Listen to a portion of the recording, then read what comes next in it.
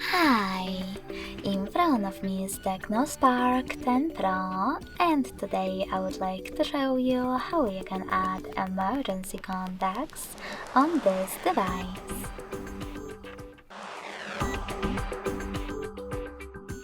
Begin by going into Devices Settings and scrolling all the way down to access Safety and Emergency. Then click on Emergency Contacts section. Click on Add Contact and tap on the one that you wish to set up.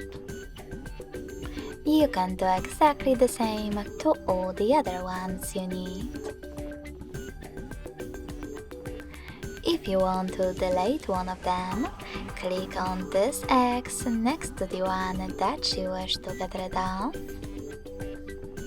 and confirm your choice in the pop-up. As you can see, after that, my emergency numbers were successfully added. Thanks so much for watching. If you enjoyed this video, don't forget to leave a like, comment, and subscribe. Bye!